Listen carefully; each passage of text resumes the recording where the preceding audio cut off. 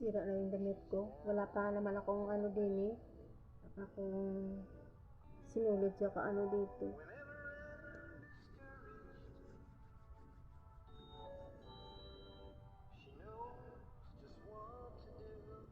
Hello guys, good morning, good morning, good morning. Good morning to all my friends all over the world. Good morning Pilipinas. Mayong aga Bacolod, mayong aga rin si Tip Smile. Sa lahat ng mga friend ko dira, sa lahat ng mga kapitbahay ko dira, mayong aga. Sa mga pamilya ko, mayong aga. Kabay pa ay nasa mabuti kayong kalagayan. Nawa ay wala ng mga hassle, mga problem na dumating sa ating buhay. Maigabayan kayo ng poong may kapal sa ating araw-araw na pamumuhay.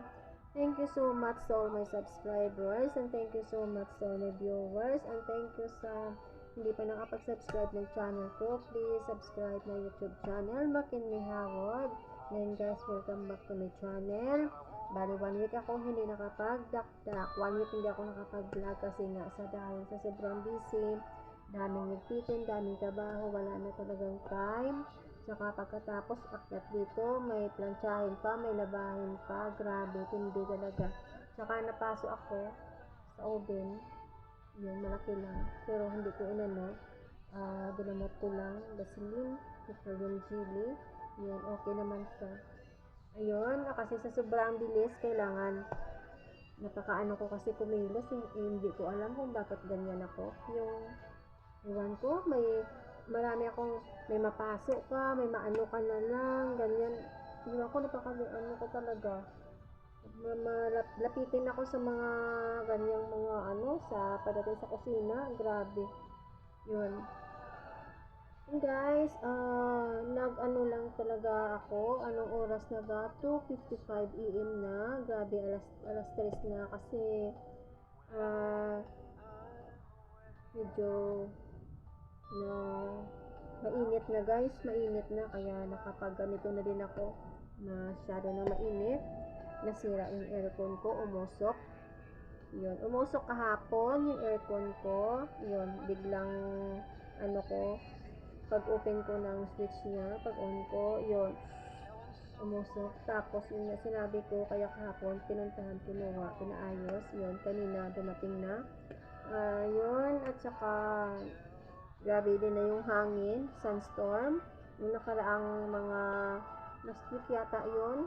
Hindi, nakaraang mga araw lang. Grabe yung ano, yung sunstorm. Ngayon naman, grabe na naman. Yan ang matinding kalaban kasi mahirap maglinis. Mahirap talaga ang maglinis.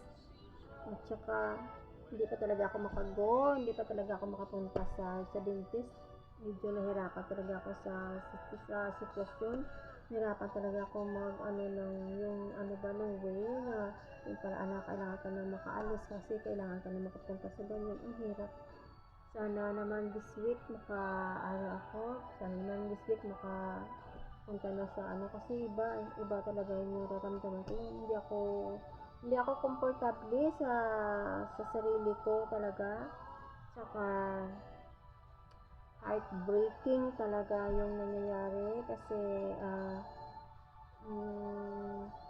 naawa ako sa mga tao guys nangyayari sa dalawang bansa.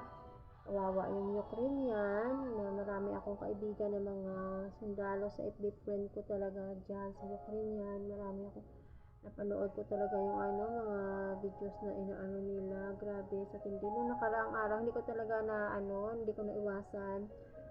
Talagang sa nangyari sa tumulo talaga ang luha ko kasi ang sakit, ang bigat sa dibdib talaga na makita mo yung mga kapwa mo tao na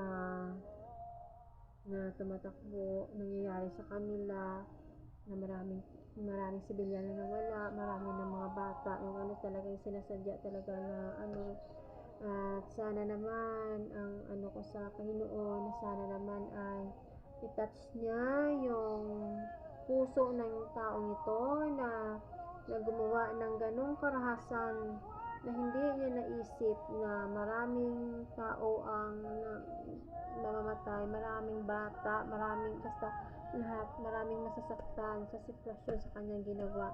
Hindi, parang kumbaga ang hirap i-accept na ganun yung ginawa niya, na ganun yung nangyari sa mga tao. Pero sana naman ay matapos na ang kaguluhan. Sana naman ay bukas makalawa sabihin ng Russian President na tama na, hinto na, kasi marami na akong kasalanan na nagawa, marami na akong taong napatay, marami na akong taong napinsala, marami, lahat na was out talaga yung nangyari sa kanila. Sana man lang ay papasok dito sa isip niya na tama na, stop na, kasi yun nga, kawawa naman sila. Yun. Sana matapos na, pray ko sa God na sana may maibigay na sa kanila yung kanilang yung matatapos na pa, na magiging masaya na sila, na kapag tapos na yung yung away, na yung makabalik na din sila, yun, magsisimula ulit, kasi basta importante ay buhay sila. Yun, yun guys, yun, kunting share ko lang sa yun nga, sa dalawang bansa na hindi ko talaga namalayan nung nakaraang araw na nanood talaga ako, na tumulo talaga yung luha ko, kasi hindi ko talaga mapigilan, naging emotional ako sa nangyari, sa nakikita ko.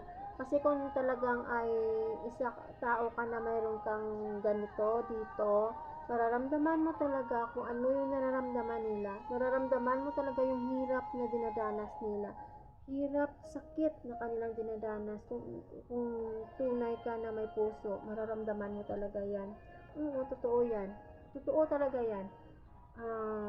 Hindi ako nagsabi lang siya lumalabas na hindi. Mapipil mo talaga yan kapag yung talagang tunay kang may puso. Mapipil mo talaga sa yung kapwa, yung nararanasan nila, yung nararamdaman nila, yung nangyayari sa kanila. Kaya I pray na lang sa God talaga. Nagbulol ako guys, sa God na sana ay matapos na, sana ay bukas makalawa, hinto na, para naman ay back to normal sila, makapamuhay sila ng maayos, at makapagsimula sila ulit. Yun, bali, kumbaga magiging bangungot na lang sa kanila yung nangyari sa kanila ng ganyan. Pero mas important talaga na buhay sila.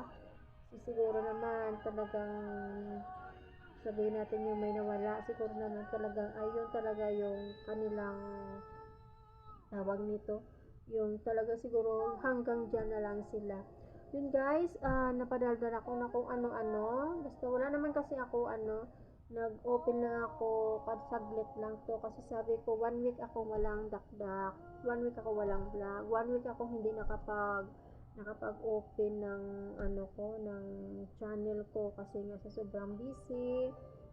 Yun, saka sa nangyayari ngayon sa mundo natin, sana ay matapos na, gabayan yung bansang Ukraine, na maging okay na yung mga tao, na wala nang may mawala pa sa kanila.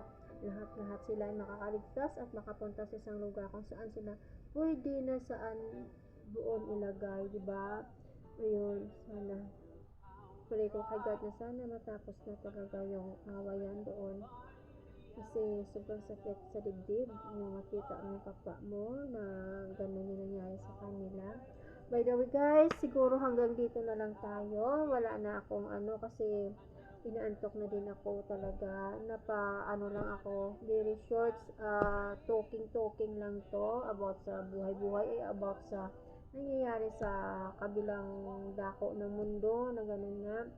Yun guys, pasensya na kayo sa bungal ko. Kung may nakita niyo man yan, may bungal ako. Pasensya nyo na yung bungal ko. Hindi pa talaga ako makapunta sa dentist guys. Mahirap kumuha ng schedule.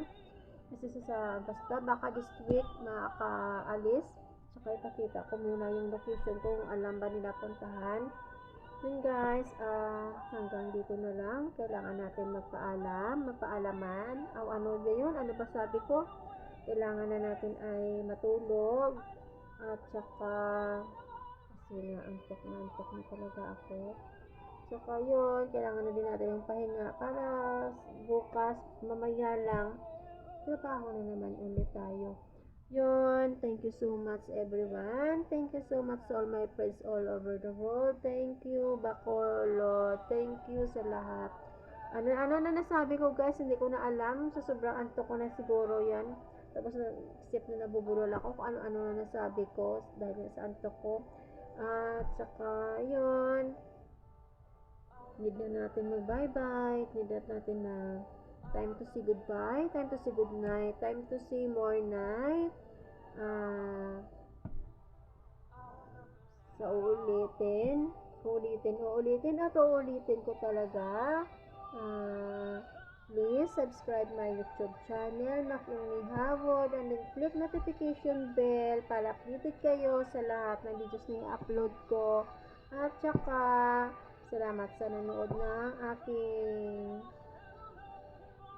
YouTube channel. Maraming salamat sa nanood ng aking videos. Saka, hindi ko na alam. Mahirap pala pag antok ka na. Parang hindi mo, basta ganun. Mapipil nyo lang kung sino yung kagaya kong OFW sila antok-antok na. Kung ano-ano na lang sinasabi. Yun guys. Bye-bye. God bless.